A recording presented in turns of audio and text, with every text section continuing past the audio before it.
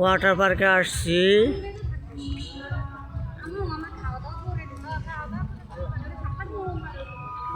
অনেক সুন্দর, দেখার কিছু আছে।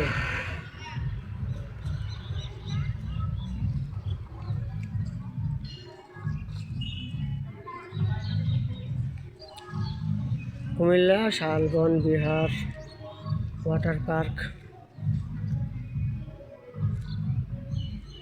তো পরে ভিতরে ঢুকবো ইনশাল্লাহ।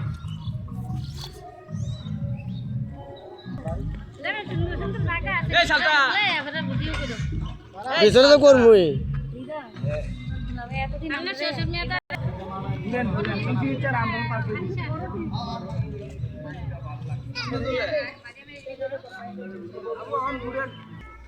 যাবো ইনশাল্লাহ, হজরত যাইতেই বই।